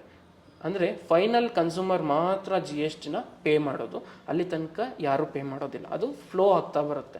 ಸೊ ಬಟ್ ಇನ್ಕಮ್ ಟ್ಯಾಕ್ಸ್ ಏನಂತಂದರೆ ಎಲಿಜಿಬಲ್ ಕ್ಯಾಂಡಿಡೇಟ್ಸ್ ಅಥವಾ ಎಲಿಜಿಬಲ್ ಅಸೆಸೀಸ್ ಮಾತ್ರ ಇನ್ಕಮ್ ಟ್ಯಾಕ್ಸಿಗೆ ಎಲಿಜಿಬಲ್ ಆಗ್ತಾರೆ. ಓಕೆ, ಇನ್ಕಮ್ ಟ್ಯಾಕ್ಸೇ ಬೇರೆ, GSTನೇ ಬೇರೆ. GST ಇಂಡೈರೆಕ್ಟ್ ಎಕ್ಸ್ಪೆನ್ಸಸ್ ಆಗಿ ಬರುತ್ತೆ, ಇನ್ಕಮ್ ಟ್ಯಾಕ್ಸು ಡೈರೆಕ್ಟ್ ಟ್ಯಾಕ್ಸಸ್ಸಲ್ಲಿ ಬರುತ್ತೆ. GST ಯಾರು ಕಾಮನ್ ಪರ್ಸನ್ ಯೂಸ್ ಮಾಡ್ತಾರೋ ಅವ್ರು ಪೇ ಮಾಡಬೇಕು. ಇನ್ಕಮ್ ಟ್ಯಾಕ್ಸ್ ಫೈನಲ್ ಆಗಿ ಗೌರ್ಮೆಂಟ್ ಕೊಟ್ಟಿರೋ ಒಂದು ಪ್ರಾವಿಷನ್ ಪ್ರಕಾರ ಯಾರು ಬೇಸಿಕ್ ಇನ್ಕಮ್ನ ಕ್ರಾಸ್ ಮಾಡಿ ಮುಂದಕ್ಕೆ ಬರ್ತಾರೋ ಅವ್ರು ಮಾತ್ರ ಬರ್ತಾರೆ. ನಾರ್ಮಲಾಗಿ ಇಂಡಿಯಾದಲ್ಲಿ ಮೋರ್ ಆರ್ ಲೆಸ್ 5 to 6% ಮಾತ್ರ ಇನ್ಕಮ್ ಟ್ಯಾಕ್ಸ್ನ ಪೇ ಮಾಡ್ತಿದ್ರೆ. ಬಟ್ GSTನ ಎವ್ರಿಬಡಿ ಯಾರೆಲ್ಲ ಯೂಸ್ ಮಾಡ್ತಿದ್ರೆ ಎಲ್ಲರೂ ಪೇ ಮಾಡ್ತಿದ್ದಾರೆ. ಸರ್, ಅಗ್ರಿಕಲ್ಚರಲ್ ಇನ್ಕಮು ಟ್ಯಾಕ್ಸಬಲ್ಲ? ಖಂಡಿತವಾಗ್ಲೂ. ಬಟ್ ಹೇಗೆ ವರ್ಕ್ ಆಗುತ್ತೆ ಅಂತಂದರೆ, ಇಫ್ ಎನಿ ಅಸೆಸಿ ಅಥವಾ ಯಾವುದೇ ಒಬ್ಬ ಕಾಮನ್ ಪರ್ಸನ್ನು ಅಗ್ರಿಕಲ್ಚರ್ ಇನ್ಕಮ್ನೆಲ್ಲ ಅರ್ನ್ ಮಾಡ್ತಿದ್ದಾನೆ ಅಂತಂದರೆ ಅವ್ರು ಎಲ್ಲರಿಗೂ ಟ್ಯಾಕ್ಸಸ್ ಅಪ್ಲೈ ಆಗೋದಿಲ್ಲ. ಅಗ್ರಿಕಲ್ಚರಲ್ ಇನ್ಕಮಲ್ಲೂ ಕಮರ್ಷಿಯಲ್ ಕ್ರಾಪ್ಸ್ ಅಂತಲೂ ಇದೆ, ನಾನ್ ಕಮರ್ಷಿಯಲ್ ಕ್ರಾಪ್ಸ್ ಅಂತಲೂ ಇದೆ. ನೀವು ಕಾಫಿ ಅಥವಾ ಟೀ ಅಥವಾ ಪೆಪ್ಪರ್ ಅಥವಾ ಏಲಕ್ಕಿ ಈ ಥರದ ಪ್ರಾಡಕ್ಟ್ಸ್ ಎಲ್ಲ ಏನು ತೊಗೋತಿರೋ ಅದೆಲ್ಲ ನಮಗೆ ಕಮರ್ಷಿಯಲ್ ಕ್ರಾಪ್ಸ್ ಅಂತ ಕನ್ಸಿಡರ್ ಮಾಡ್ತೀವಿ. ಆ್ಯಸ್ ಪರ್ ಗೌರ್ಮೆಂಟ್ ಪ್ರಾವಿಷನ್ಸು ಅದರಲ್ಲಿ 75%, 35%, 40% ಅಂತ ಹೇಳಿ ಡಿಕ್ಲರೇಷನ್ ಮಾಡಬೇಕು. ಅದಕ್ಕೆ ಗೌರ್ಮೆಂಟಿಗೆ ಟ್ಯಾಕ್ಸ್ನ ಕಟ್ಟಬೇಕಾಗತ್ತೆ, ಇನ್ಕಮ್ ಟ್ಯಾಕ್ಸು. ನಾನ್ ಕಮರ್ಷಿಯಲ್ ಕ್ರಾಪ್ಸ್ ಅಂತಂದರೆ ನಾರ್ಮಲ್ ಆಗಿ ನೀವೆಲ್ಲ ಬೆಳೀತಕ್ಕಂಥ ರಾಗಿ ಅಥವಾ ಭತ್ತ ಅಥವಾ ಬೇರೆ ಬೇರೆ ಧಾನ್ಯಗಳೇನೇನು ಬೆಳೀತಿದ್ದೀರ, ಎಸೆನ್ಷಿಯಲ್ಸ್ ಕ್ರಾಪ್ಸು, ಅದ್ರ ಜೊತೆಗೆ ವೆಜಿಟೇಬಲ್ಸು, ಏನೆಲ್ಲ ಪ್ರಾಡಕ್ಟ್ನ ಏನೆಲ್ಲ ನ್ಯಾಚುರಲ್ ಕ್ರಾಪ್ಸ್ ಎಲ್ಲ ಮಾಡ್ತೀರಾ ಅದಕ್ಕೆ ಯಾವುದಕ್ಕೂ ಟ್ಯಾಕ್ಸಸ್ ಇಲ್ಲ. ಬಟ್ ಎಗೈನ್ ಇಲ್ಲೇನಾಗುತ್ತೆ ಅಂತಂದರೆ, ನಾನು ಒಬ್ಬ ಬಿಸ್ನೆಸ್ ಮ್ಯಾನು ಅಥವಾ ಒಬ್ಬ ಕಾಮನ್ ಮ್ಯಾನು ಬರೀ ಅಗ್ರಿಕಲ್ಚರಲ್ ಇನ್ಕಮಲ್ಲಿ ಇನ್ವಾಲ್ವ್ ಆಗಿದ್ದಾನೆ ಅಂತಂದರೆ ಅವರು ಟ್ಯಾಕ್ಸಸ್ ಪೇ ಮಾಡೋ ಅವಶ್ಯಕತೆ ಇಲ್ಲ. ಅದೇ ಒಬ್ಬ ಬಿಸ್ನೆಸ್ ಮ್ಯಾನು ಅಥವಾ ಬೇರೆ ಬೇರೆ ಇನ್ಕಮ್ ಇರೋವಂಥ person agriculture income is a part of income ಅಂತ ಆಗಿದ್ದಾಗ ಮಾತ್ರ there is a specific categorisation, ಅದಕ್ಕೊಂದು ಸಪ್ರೇಟ್ ಕ್ಯಾಲ್ಕುಲೇಷನ್ ಬರುತ್ತೆ. ಆ ಕ್ಯಾಲ್ಕುಲೇಷನ್ ಪ್ರಕಾರ ಅವರು 50,000ಕ್ಕಿಂತ ಜಾಸ್ತಿ ಒಂದು ವರ್ಷದಲ್ಲಿ ಅವರ ಅಗ್ರಿಕಲ್ಚರ್ ಇನ್ಕಮಿಂದ ಇನ್ಕಮ್ ಬಂದಿತ್ತಂದರೆ ಇನ್ಕಮ್ ಟ್ಯಾಕ್ಸ್ ಪೇ ಮಾಡಬೇಕು. ಓನ್ಲಿ ಕಮರ್ಷಿಯಲ್ ಕ್ರಾಪ್ಸ್ಗ ಇಲ್ಲ, ನಾರ್ಮಲ್ ಕ್ರಾಪ್ಸ್ ಆಗಿದ್ದು ಸಹ ಬೇರೆ ಬೇರೆ ಇನ್ಕಮ್ನ ಹೊಂದಿರತಕ್ಕಂಥ ಪರ್ಸನ್ನು, ನಾರ್ಮಲಾಗಿ ಬಿಸ್ನೆಸ್ ಮಾಡ್ತಾ ಇರ್ತೀವಿ, ಪ್ರೊಫೆಷ್ನಲ್ ಇರ್ತೀವಿ, ನಮ್ಮದೇ ಒಂದು ಫಾರ್ಮ್ ಹೌಸ್ ಮೇಂಟೈನ್ ಮಾಡ್ತಿರ್ತೀವಿ. ಆ ಫಾರ್ಮ್ ಹೌಸಲ್ಲಿ ನಾವೇನಾದರೂ ಕ್ರಾಪ್ಸ್ನ ಬೆಳೆದು ಅದರಲ್ಲಿ ನಮಗೆ ಇನ್ಕಮ್ ಬಂದಿದ್ರೆ 50,000ಕ್ಕಿಂತ ಜಾಸ್ತಿ ಏನಾದರೂ ಬಂದಿತ್ತಲ್ಲ, ಅವಾಗ ನಮಗೆ ಅಗ್ರಿಕಲ್ಚರ್ ಇನ್ಕಮ್ನ ಡಿಕ್ಲೇರ್ ಮಾಡಿ ಅದಕ್ಕೂ ಸಹ ಸ್ವಲ್ಪ ಒಂದು ಸ್ಮಾಲ್ ಪರ್ಸೆಂಟೇಜ್ ಆಫ್ ಟ್ಯಾಕ್ಸಸ್ ಬರುತ್ತೆ, ಅದನ್ನು ನಾವು ಪೇ ಮಾಡಲೇಬೇಕು. ಈಗ ರೀಟೈಲ್ ಪರ್ಸನ್ನು ಸಹ ಟ್ಯಾಕ್ಸ್ ಫೈಲ್ ಮಾಡಬೇಕಾ? ರೀಟೈಲರ್ ನೋಡಿ ಮೇಡಮ್, ಟ್ಯಾಕ್ಸಸ್ ಅಂತಂದರೆ ನಾನು ಮೊದಲೇ ಹೇಳಿದಾಗೆ every Indian citizens who has earning more than 2.5 lakhs ಅಥವಾ 4 ಲಕ್ಷಕ್ಕಿಂತ ಜಾಸ್ತಿ ಇನ್ಕಮ್ ಅರ್ನ್ ಮಾಡ್ತಿದ್ದಾರೆ ಅಂತಂದರೆ ಇದು ಯಾವ ಕ್ಯಾಟಗರೈಸೇಷನ್ ಅನ್ನೋದನ್ನು ನೋಡೋದಿಲ್ಲ, ಇಟ್ಸ್ ಅರ್ನಿಂಗ್. ಸೊ ಈ ಅರ್ನಿಂಗಲ್ಲಿ ನಿಮಗೆ ಬರೀ ಇನ್ಕಮ್ ಅಂತಂತಂದರೆ ಬರೀ ಸ್ಯಾಲ್ರಿ ಇನ್ಕಮ್ ಅಥವಾ ಬಿಸ್ನೆಸ್ ಇನ್ಕಮ್ ಅಂತಲ್ಲ, ನಿಮಗೆ ಯಾವುದೇ ಥರದ ಇನ್ಕಮ್ ಇರ್ಬೋದು. ನಿಮ್ಮ ಸೇವಿಂಗ್ಸ್ ಬ್ಯಾಂಕಲ್ಲೇ ನಿಮ್ಮ FD ಇನ್ಕಮ್ಮೇ ನಿಮಗೆ ಮೋರ್ ದ್ಯಾನ್ 4 lakhs ಇಂಟ್ರೆಸ್ಟ್ ಬಂದಿದೆ ಅಂತಂದರೆ ನೀವು ಇನ್ಕಮ್ ಟ್ಯಾಕ್ಸ್ ಪೇ ಮಾಡಬೇಕಾಗತ್ತೆ. ಅಥವಾ ನಿಮಗೆ ನಿಮ್ಮ ಬಿಸ್ನೆಸ್ ಇನ್ಕಮ್ಮೇ ಮೋರ್ ದ್ಯಾನ್ 2.5 ಅಥವಾ 4 lakh rupees ಬಂದಿದೆ ಅಂದರೆ ನೀವು ಇನ್ಕಮ್ ಟ್ಯಾಕ್ಸ್ನ ಡಿಕ್ಲೇರ್ ಮಾಡಲೇಬೇಕಾಗತ್ತೆ. ಸೊ ಅದೇ ಥರ ಒಬ್ಬ ಪೆಟ್ಟಿ ಶಾಪ್ ಇಟ್ಕೊಂಡಿರ್ತಕ್ಕಂಥ ಒಬ್ಬ ಚಿಲ್ಲರೆ ಅಂಗಡಿನ ನಡೆಸ್ತಕ್ಕಂಥ ಒಬ್ಬ ವ್ಯಕ್ತಿನೂ ಸಹ ಅವನ ಅರ್ನಿಂಗು ಒಂದು ವರ್ಷದಲ್ಲಿ 4 ಲಕ್ಷಕ್ಕಿಂತ ಜಾಸ್ತಿ ಇತ್ತಂದರೆ ಅವನು ಡಿಕ್ಲೇರ್ ಮಾಡಲೇಬೇಕಾಗತ್ತೆ. ಅರ್ನಿಂಗ್ ಅಂತಂದರೆ ಪ್ರಾಫಿಟ್ ಅಂತ ಒಂದು ಕನ್ಸಿಡ್ರೇಷನ್ ಇದೆ. ಕೆಲವೊಂದು ಸತಿ ಬಿಸ್ನೆಸ್ ಅಂತ ಬಂದಾಗ ಏನಾಗುತ್ತೆ ಅಂತಂದರೆ ನೀವು ಪ್ರಾಫಿಟ್ ಅಂತ ಕನ್ಸಿಡರ್ ಮಾಡೋದಕ್ಕಾಗೋದಿಲ್ಲ. ಸೊ ನಿಮ್ಮ ಟೋಟಲ್ ರಿಸಿಪ್ಟ್ಸ್ ಏನಾಗಿರುತ್ತೋ ಅದನ್ನು ನಾವು 4 ಲಕ್ಷ ಅಂತ ಕನ್ಸಿಡರ್ ಮಾಡ್ತೀವಿ. ಅದೇನೇ ನೀವು ಇನ್ಕಮ್ ಟ್ಯಾಕ್ಸ್ ಫೈಲ್ ಮಾಡಬೇಕಾದ್ರೂ ಮೆಥಡಾಲಜೀಸ್ ಬೇರೆ ಬೇರೆ ಇದೆ.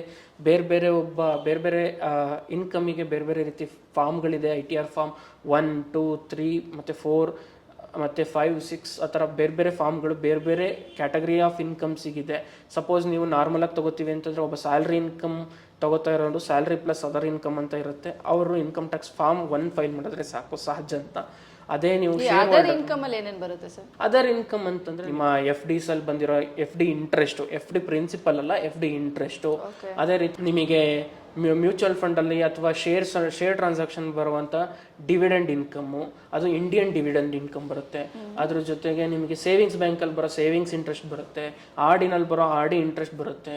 ಸೊ ಅಥವಾ ನಿಮಗೆ ಯಾವ್ದಾದ್ರು ಸಣ್ಣ ಪುಟ್ಟ LIC ಕಮಿಷನ್, LIC ಏಜೆಂಟ್ಸ್ ಇರ್ತಾರೆ, ಬಟ್ ಅದು ಸ್ಮಾಲ್ ಬಿಸ್ನೆಸ್ ಮಾಡ್ತಾ ಇರ್ತಾರೆ. ಅಂಥ ಕೇಸಲ್ಲಿ ಇಟ್ಸ್ ಅದರ್ ಇನ್ಕಮ್ ಅಂತ ಕನ್ಸಿಡರ್ ಮಾಡ್ತೀವಿ.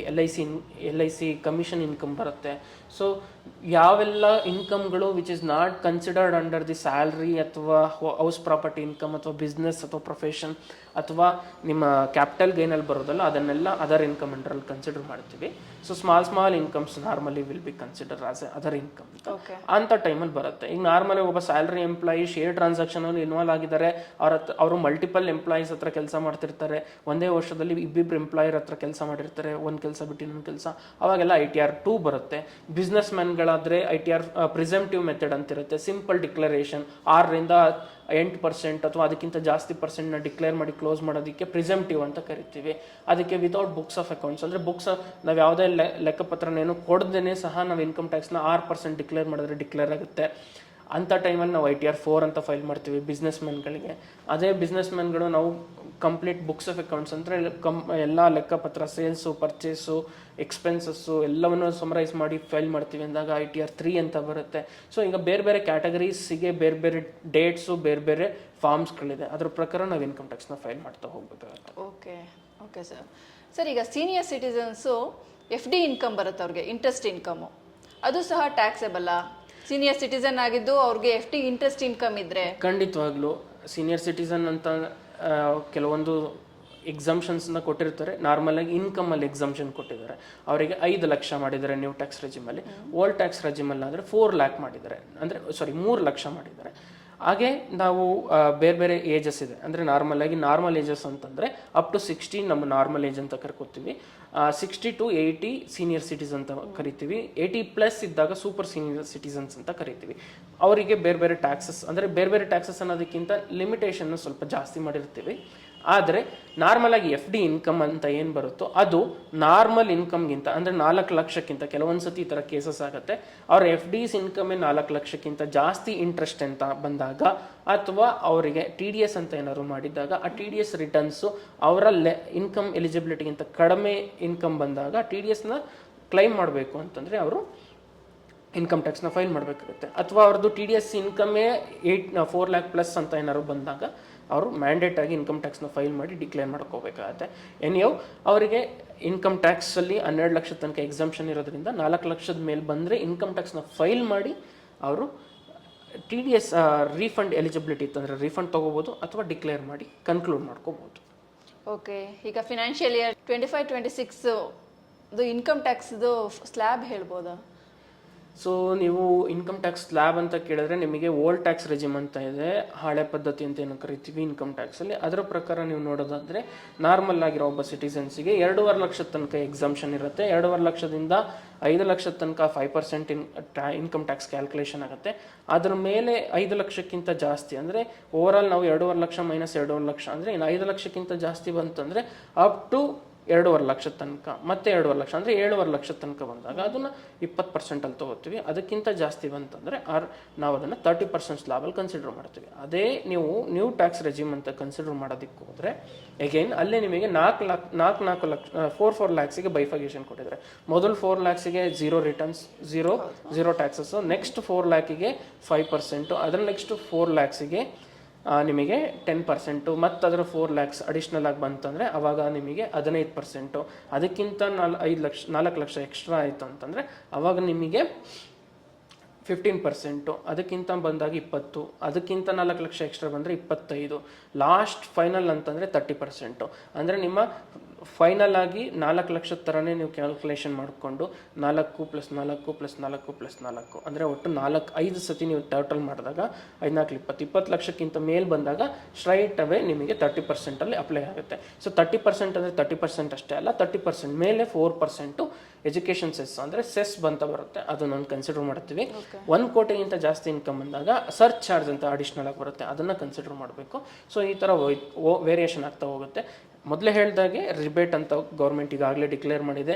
5 ಲಕ್ಷದ ಒಳಗಡೆ ಇತ್ತಂತಂದರೆ ನಿಮಗೆ 12,500 ರೂಪೀಸ್ನ ನಿಮಗೆ ರಿಬೇಟ್ ಅಂತ ಕೊಡ್ತಾರೆ. ಅದೇ ನ್ಯೂ ಟ್ಯಾಕ್ಸ್ ರೆಜಿಮ್ಗೆ ಬಂದಾಗ 60,000 ಅಂದರೆ ಅಪ್ ಟು 12 lakh ರೂಪೀಸ್ ಏನು ಇನ್ಕಮ್ ಬಂದಿರುತ್ತೋ ಅದಕ್ಕೆ ನಿಮಗೆ ರಿಬೇಟ್ ಅಂತ ಕೊಡ್ತಾರೆ. So 4 lakh is a mandate. 4 lakh ಕೆಳಗಡೆ ಇತ್ತಂದರೆ ನಾಟ್ ನೆಸಸರಿ, ಯಾರು ನಿಮಗೆ ಪ್ರೆಷರೈಸ್ ಅಂತ ಏನು ಮಾಡೋದಿಲ್ಲ. ಬಟ್ ಏನೇ ಸೆಲ್ಫ್ ಡಿಕ್ಲರೇಷನ್ ಇರೋದ್ರಿಂದ ಅದೇ ನಿಮಗೆ 12 ಲಕ್ಷ ಅಂತಂದರೆ 12 ಲಕ್ಷದ ಒಳಗಡೆ ಇನ್ಕಮ್ ಇತ್ತು ಅಂದರೆ ಡಿಕ್ಲೇರ್ ಮಾಡೋದು ಮ್ಯಾಂಡೇಟ್ರಿ. ಗೌರ್ಮೆಂಟ್ ಹೇಳ್ತಾ ಇರೋದು ಇಷ್ಟೇ, ನೀವು ಡಿಕ್ಲೇರ್ ಮಾಡಿದಾಗ ನಾವು ಎಕ್ಸಂಪ್ಷನ್ ಕೊಡ್ತೀವಿ ರಿಬೇಟ್ ಮೂಲಕ ಅಂತ ಹೇಳ್ತಾ ಇದ್ದಾರೆ ಹೊರತು ಅವರೆಲ್ಲೂ ನೀವು ಟ್ಯಾಕ್ಸ್ ಪೇ ಮಾಡಬೇಡಿ ಅಥವಾ ಟ್ಯಾಕ್ಸ್ನ ಫೈಲ್ ಮಾಡಬೇಡಿ ಅಂತ ಹೇಳ್ತಾ ಇಲ್ಲ. ಇದೊಂದು ಕನ್ಫ್ಯೂಷನ್ಸ್ ಎಲ್ಲರ ಹತ್ರನೂ ಇದೆ. ಎಕ್ಸ್ಪೆಷಲಿ ಇತ್ತೀಚೆಗೆ ಸ್ಯಾಲ್ರಿ ಎಂಪ್ಲಾಯೀಸ್, ನ್ಯೂ ಎಂಪ್ಲಾಯೀಸ್ ಎಲ್ಲ ಜಾಯ್ನ್ ಆಗಿರ್ತಾರೆ ಕಂಪ್ನಿಗಳಿಗೆ. ಹೋದ ವರ್ಷ ಅವ್ರ ಇನ್ಕಮ್ಮು 8 lakh 9 lakh 10 lakh ಎಲ್ಲ ಇರುತ್ತೆ. ಆದರೆ ಗೌರ್ಮೆಂಟ್ ಡಿಕ್ಲೇರ್ ಮಾಡಿರೋ ಪ್ರಕಾರ 12 ಲಕ್ಷದ ತನಕ ಟ್ಯಾಕ್ಸ್ ಇಲ್ಲ ಅಂತ ಅಂದ್ಕೊಳ್ಳೋ ಕಾರಣದಿಂದ ಇನ್ಕಮ್ ಟ್ಯಾಕ್ಸೇ ಫೈಲ್ ಮಾಡೋದಿಲ್ಲ. ಬಟ್ ಇನ್ಕಮ್ ಟ್ಯಾಕ್ಸ್ನ ಇನ್ ಟೈಮಲ್ಲಿ ಫೈಲ್ ಮಾಡಬೇಕು, ಅದರ್ವೈಸ್ ನಾವು ವಿತ್ ಪೆನಾಲ್ಟಿ ಇಂಟ್ರೆಸ್ಟ್ ನಾವು ಪೇ ಮಾಡಬೇಕಾಗತ್ತೆ.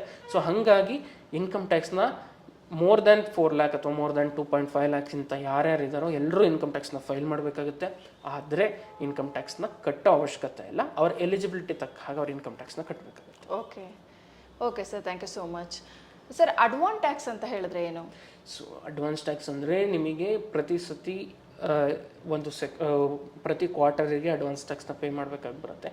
ಸೊ ನಮ್ಮ government infrastructure developments, day to day activities ಎಲ್ಲ ಮಾಡ್ತಾ ಇರ್ತಾರೆ. ಎಂಪ್ಲಾಯೀಸಿಗೆ ಸ್ಯಾಲ್ರಿ ಪೇ ಮಾಡಬೇಕು, ಅವರ ಇನ್ಫ್ರಾಸ್ಟ್ರಕ್ಚರ್ ಡೆವಲಪ್ಮೆಂಟ್ಸು. ಸೊ ನೇಷನಲ್ಲಿ ಯಾವುದೇ ಒಂದು ಡೆವಲಪ್ಮೆಂಟ್ ಆ್ಯಕ್ಟಿವಿಟೀಸ್ ನಡೀತಿದೆ ಅಂತಂದರೆ ಮೇಜರಾಗಿ ನಮ್ಮ ಟ್ಯಾಕ್ಸ್ ಪೇಯರ್ಸ್ ಇನ್ಕಮಿಂದನೇ, ಅಂದರೆ ಟ್ಯಾಕ್ಸಸ್ಸಿಂದನೇ ನಡೆಯುತ್ತೆ. ಸೊ ನಾರ್ಮಲಾಗಿ ಅಡ್ವಾನ್ಸ್ ಟ್ಯಾಕ್ಸ್ ಅಂತ ಯಾರಿಗೆ ಬರುತ್ತೆ ಅಂತಂದರೆ ಬಿಸ್ನೆಸ್ ಮ್ಯಾನ್ಗಳಿಗೆ ಬರುತ್ತೆ. ಯಾಕೆಂದರೆ ಎಂಪ್ಲಾಯೀಸಿಗೆ ಮಂತ್ TDS ಅಂತ ಮಾಡಿ ಗೌರ್ಮೆಂಟಿಗೆ ಪೇ ಮಾಡ್ತಿರ್ತೀವಿ. So once in a year everything is completed. ನಮ್ಮ ಇನ್ಕಮ್ಮು TDSಗಿಂತ ಎಲಿಜಿಬಿಲಿಟಿಗಿಂತ ಕಡಿಮೆ ಇದೆ ಅಂದಾಗ ನಮಗೆ ರೀಫಂಡ್ ಬರುತ್ತೆ. ಅದರ್ವೈಸ್ ನಮ್ಮ tax already we pay to the government through employers. Employees cases ಎಲ್ಲ ಅಂದಾಗ ಟಿ ಡಿ ಎಸ್ ಮುಖಾಂತರ ನಾವು ಪ್ರತಿ ಮಂತು ಕಟ್ಟಿರ್ತೀವಿ. ಬಟ್ ಬಿಸ್ನೆಸ್ ಮೆನ್ಗಳಿಗೆ ಪ್ರತಿ ವರ್ಷವೂ ಪ್ರತಿ ತಿಂಗಳು ಒಂದೇ ರೀತಿ ಬಿಸ್ನೆಸ್ ಇರೋದಿಲ್ಲ. ಸೊ ಅವರ ಕ್ವಾರ್ಟರ್ಲಿ ಬೇಸಿಸ್ ಫಿನಾನ್ಷಿಯಲ್ಸ್ನ ರಿಪೋರ್ಟ್ನ ಟ್ರ್ಯಾಕ್ ಮಾಡಿ ಅವರ ಎಸ್ಟಿಮೇಟೆಡ್ ಇನ್ಕಮ್ನ ನೆಕ್ಸ್ಟು ಆನ್ಗೋಯಿಂಗ್ ಪೀರಿಯಡ್ಸಿಗೆ. ಸೊ ಫಾರ್ ಎಕ್ಸಾಂಪಲ್ ನೀವು ಫಸ್ಟ್ ನಮಗೆ ಇನ್ಕಮ್ ಟ್ಯಾಕ್ಸ್ ಅಂತ ಅಂದರೆ ಅಡ್ವಾನ್ಸ್ ಟ್ಯಾಕ್ಸ್ ಅಂತ ಅಂದರೆ ಬಂದರೆ ಜೂನ್ 15th ಅಂತ ಬರುತ್ತೆ, ಅದಾದಮೇಲೆ ಸೆಪ್ಟೆಂಬರ್ 15 ಬರುತ್ತೆ, ಅದಾದಮೇಲೆ ಡಿಸೆಂಬರ್ 15 ಬರುತ್ತೆ, ಅದಾದಮೇಲೆ ಮಾರ್ಚ್ 15 ಬರುತ್ತೆ. ಕೆಲವೊಂದು ಇಂಡಿವಿಜುವಲ್ ಕೇಸಸ್ಸಲ್ಲಿ ಯಾರಾದರೂ ಕ್ಯಾಪಿಟಲ್ ಗೇನ್ ಅರ್ನ್ ಮಾಡಿರ್ತಾರೆ ಅಥವಾ ಯಾರಾದರೂ ಯಾವುದೋ ಒಂದು ಇನ್ಕಮ್ನ ಅರ್ನಿಂಗ್ ಮಾಡಿರ್ತಾರೆ. ಅವರಿಗೆ ಒಂದು ವರ್ಷದಲ್ಲಿ ಸಮರೈಸ್ ಮಾಡಿದಾಗ 4 ಲಕ್ಷಕ್ಕಿಂತ ಜಾಸ್ತಿ ಬಂದಿದೆ ಅಂತ ಲಾಸ್ಟಲ್ಲಿ ಗೊತ್ತಾಗುತ್ತೆ. ಇಂಡಿವಿಜುವಲ್ ಕೇಸಸ್ಸಲ್ಲಿ not other than salary other than business income ಅಂತಿದ್ದಾಗ ಇಂಡಿವಿಜುವಲ್ಸ್ ಮತ್ತು HF ಕೇಸಸ್ಸಲ್ಲಿ 31st ಮಾರ್ಚ್ ಇಸ್ ಅಡ್ವಾನ್ಸ್ ಟ್ಯಾಕ್ಸಿಗೆ ಲಾಸ್ಟ್ ಡೇಟ್ ಇರುತ್ತೆ. ಅಷ್ಟರಲ್ಲಿ ಪೇ ಮಾಡಿದ್ರೆ ಗೌರ್ಮೆಂಟ್ ಅವರಿಗೆ ಯಾವುದೇ ರೀತಿ ಇಂಟ್ರೆಸ್ಟ್ ಪೆನಾಲ್ಟೀಸ್ನ ಹಾಕೋದಿಲ್ಲ. ಅದೇ ಥರ ಬಿಸ್ನೆಸ್ ಮ್ಯಾನ್ಸ್ ಅಂತಂದರೆ ಬರುತ್ತೆ ಎವ್ರಿ ಕ್ವಾರ್ಟರ್, ಆಗಲೇ ಹೇಳಿದಾಗೆ ಜೂನ್ 15, ಸೆಪ್ಟೆಂಬರ್ 15, ಡಿಸೆಂಬರ್ 15 ಮತ್ತು 31st ಮಾರ್ಚ್ 15 ಅಲ್ಲಿ ಕನ್ಸಿಡರೇಷನ್ ಮಾಡ್ತಾರೆ. ಸೊ ಆವಾಗ 45%, 50%, 75% ಮತ್ತು 100% ಕ್ಯಾಲ್ಕುಲೇಷನಲ್ಲಿ ನಾವು ಗೌರ್ಮೆಂಟಿಗೆ ನಮ್ಮ ಟ್ಯಾಕ್ಸಸ್ನ ಅಡ್ವಾನ್ಸ್ ಆಗಿ ಪೇ ಮಾಡಬೇಕಾಗುತ್ತೆ. ಸೊ ಬೇರೆ ಕೇಸಸ್ಸಲ್ಲಿ ಅಂತಂದರೆ ಅದರ್ ದ್ಯಾನ್ ಸೀನಿಯರ್ ಸಿಟಿಸನ್ ಕೇಸಸ್ಸಲ್ಲಿ FD ಇನ್ಕಮ್ಸ್ ಅಥವಾ ಕ್ಯಾಪಿಟಲ್ ಗೇನ್ ಇನ್ಕಮ್ ಇದ್ದಾಗ ಅಡ್ವಾನ್ಸ್ ಟ್ಯಾಕ್ಸ್ ಕಟ್ಟೋ ಅವಶ್ಯಕತೆ ಇರೋದಿಲ್ಲ. ಈ ಒಂದು ಕೆಲವೊಂದು ಕೇಸಸ್ಸಲ್ಲಿ ಏನಾಗುತ್ತೆ, ಈ ಕೇಸಸ್ಸಲ್ಲಿ ಎಂಪ್ಲಾಯೀಸ್ ಸ್ಯಾಲ್ರಿ ಅರ್ನ್ ಮಾಡ್ತಿರ್ತಾರೆ, ಬಟ್ ಅದ್ರ ಜೊತೆಗೆ ಅವ್ರದ್ದು ಅದರ್ ಇನ್ಕಮ್ ಅರ್ನ್ ಮಾಡಿರ್ತಾರೆ. ನಾರ್ಮಲ್ ಆಗಿ FDs. ಈ ಏನಾಗುತ್ತೆ, ಕೆಲವೊಂದು ಕಪಲ್ಸ್ ಇಂಡಿವಿಜುವಲ್ಸ್ ಏನಾದರೂ ಇಬ್ಬರು ಕೆಲಸ ಮಾಡ್ತಾ ಇದ್ದಾಗ ಅವ್ರನ್ನ ಅರ್ನಿಂಗ್ಸ್ನ ಸೇವ್ ಮಾಡಿ FDನಲ್ಲಿ ಇಟ್ಟಿರ್ತಾರೆ ಅಥವಾ ಮ್ಯೂಚುವಲ್ ಫಂಡ್ಸಲ್ಲಿ ಇಟ್ಟಿರ್ತಾರೆ ಅಥವಾ ಯಾವುದೋ ಒಂದು RDನಲ್ಲಿ ಇಟ್ಟಿರ್ತಾರೆ. ಸೊ ಆ RD ಮೇಲೆ ಅಡಿಷ್ನಲ್ ಆಗಿ ಇನ್ಕಮ್ ಏನು ಬರುತ್ತೋ ಆ ಇನ್ಕಮ್ಮಿಗೆ ಅವರ ಟೋಟಲ್ ಇನ್ಕಮಲ್ಲಿ ಸ್ಯಾಲ್ರಿನ ಕನ್ಸಿಡರ್ ಮಾಡಿದ್ರೆ ಸ್ಯಾಲ್ರಿಗೆ ಈಗಾಗಲೇ TDS ಮಾಡಿರ್ತಾರೆ. ಅವರೇನೋ ಇನ್ಕಮ್ ಟ್ಯಾಕ್ಸಲ್ಲಿ ಅಡ್ವಾನ್ಸ್ ಟ್ಯಾಕ್ಸ್ ಕಟ್ಟೋ ಅವಶ್ಯಕತೆ ಇರಲ್ಲ. ಅದೇ FD ಇನ್ಕಮ್ RD ಇನ್ಕಮ್ ಎಲ್ಲ ಎಕ್ಸಸ್ ಆಗಿ ಬಂದಿರುತ್ತೆ. ಕೆಲವೊಂದು ಸತಿ ನಾರ್ಮಲ್ ಆಗಿ 25ಕ್ಕಿಂತ ಜಾಸ್ತಿ 25 ಲಕ್ಷ 30 ಲಕ್ಷಕ್ಕಿಂತ ಜಾಸ್ತಿ ಸ್ಯಾಲ್ರಿ ಅರ್ನ್ ಮಾಡಬೇಕಾದ್ರೆ ಏನಾಗಿರುತ್ತೆ ಅಂತಂದರೆ ಅವರ ಸ್ಯಾಲ್ರಿಗೆ ಪ್ರಾಪರಾಗಿ TDS ಮಾಡಿರ್ತಾರೆ. ಅಡಿಷ್ನಲ್ ಇನ್ಕಮಿಗೆ ಯಾವುದೇ ರೀತಿ TDS ಆಗಿರೋದಿಲ್ಲ. ನಾರ್ಮಲ್ ಆಗಿ ಬ್ಯಾಂಕ್ FDs ಅಥವಾ ಬ್ಯಾಂಕ್ RDs ಅಥವಾ ಡಿವಿಡೆಂಡ್ಸ್ಗಳಲ್ಲಿ 10% TDS ಮಾಡಿರ್ತಾರೆ. ಬಟ್ ಅವ್ರ ಇನ್ಕಮ್ ಆಗಲೇ 30 lakhs ಪ್ಲಸ್ ಆಗಿದ್ದಾಗ ಅವರು 30% ಸ್ಲಾಬಲ್ಲಿದ್ದಾಗ remaining the difference of 20% of taxes difference of 10% of taxes TDS ಮತ್ತು ನಿಮಗೆ FD ಮೇಲೆ TDS ಅಥವಾ ಡಿವಿಡೆಂಡ್ ಮೇಲೆ TDS RD ಮೇಲೆ TDS 10% ಆಗಿರುತ್ತೆ. ಬಟ್ ಇವ್ರ ಇನ್ಕಮ್ ಈಗಾಗಲೇ 30% ಇರೋದ್ರಿಂದ ರಿಮೈನಿಂಗ್ 20% ಡಿಫ್ರೆನ್ಸ್ ಏನು ಬರುತ್ತೋ ಅದನ್ನು ಅವರು ಬೆಟರ್ ಅಡ್ವಾನ್ಸ್ ಟ್ಯಾಕ್ಸ್ ಮಾಡಬೇಕಾದ್ರೆ 31st ಮಾರ್ಚ್ ಒಳಗಡೆ ಕಟ್ಕೊಂಡ್ರೆ ಒಳ್ಳೆಯದು ಅಂತ ಸಜೆಸ್ಟ್ ಮಾಡ್ತೀವಿ. ಸೊ ಇಲ್ಲಿ ನಾವೇನು ಸ್ಪೆಸಿಫಿಕ್ ಆಗಿ ಹೇಳ್ತಿದ್ವಿ, ಎಲ್ಲವೂ ಕ್ರೈಟೀರಿಯಾ ಬೇಸ್ಡ್. ಕೆಲವೊಬ್ಬರಿಗೆ ಕೆಲವೊಂದು ರೂಲ್ಸು ರೆಗ್ಯುಲೇಷನ್ಸ್ ಅಪ್ಲೈ ಆಗೋದಿಲ್ಲ. ಸೊ ಆ ರೂಲ್ಸು ರೆಗ್ಯುಲೇಷನ್ಸ್ನ ಪ್ರಾಪರಾಗಿ ಚೆಕ್ ಮಾಡಿಕೊಂಡು ಅವರ ಎಲಿಜಿಬಿಲಿಟಿನ ಚೆಕ್ ಮಾಡಿಕೊಂಡು ಇನ್ಕಮ್ ಟ್ಯಾಕ್ಸ್ನ ಡಿಕ್ಲೇರ್ ಮಾಡೋದೇ ಆಗಲಿ, ಟ್ಯಾಕ್ಸ್ನ ಪೇ ಮಾಡೋದೇ ಆಗಲಿ, ಫೈಲ್ ಮಾಡೋದೇ ಆಗಲಿ ಮಾಡಿದ್ರೆ ಒಳ್ಳೆಯದು. ಬೆಟರ್ ಅವರ ಸುತ್ತಮುತ್ತ ಯಾರಿರ್ತಾರೆ ಟ್ಯಾಕ್ಸ್ ಕನ್ಸಲ್ಟೆಂಟ್ಸು ಅಥವಾ ಚಾರ್ಟರ್ಡ್ ಅಕೌಂಟೆಂಟ್ಸು ಅಥವಾ ಆಡಿಟರ್ಸು ಅವ್ರನ್ನ ಸಪೋರ್ಟ್ ತೊಗೊಂಡು ಪ್ರಾಪರ್ ಗೈಡೆನ್ಸ್ ಅಥವಾ ಕನ್ಸಲ್ಟೇಷನ್ ಬೇಸಿಸಲ್ಲಿ ಇನ್ಕಮ್ ಟ್ಯಾಕ್ಸ್ ಮಾಡಿದ್ರೆ ಬೆಟರ್ ಅಂತ ನಾವು ಸಜೆಸ್ಟ್ ಮಾಡ್ತೀವಿ. ಯಾಕೆಂದರೆ ಯಾವ್ಯಾವ ಇನ್ಕಮ್ ಕನ್ಸಿಡರ್ ಆಗುತ್ತೆ ಅನ್ನೋದೇ ಸಾಮಾನ್ಯ ಜನಕ್ಕೆ ಕೆಲವೊಂದು ಸತಿ ಗೊತ್ತಿರೋದಿಲ್ಲ. ಹಾಗಾಗಿ ಕೆಲವೊಬ್ರು ಸಜೆಷನ್ನ ತೊಗೊಂಡು ಫೈಲ್ ಮಾಡೋದು ಬೆಟರ್ ಅಂತ ನಾವು suggest. Okay sir, thank you so much. Thank you. Income tax ಬಗ್ಗೆ ತಿಳ್ಕೊಂಡ್ರಲ್ವಾ? ಇನ್ನು ಇನ್ಕಮ್ ಟ್ಯಾಕ್ಸ್ ಬಗ್ಗೆ ಹೆಚ್ಚಿನ ಮಾಹಿತಿ ಬೇಕು ಅಂತ ಹೇಳಿದ್ರೆ ನಂಬರ್ ಶೇರ್ ಮಾಡಿರ್ತೀವಿ, ಕಾಂಟ್ಯಾಕ್ಟ್ ಮಾಡಿ. Thank you.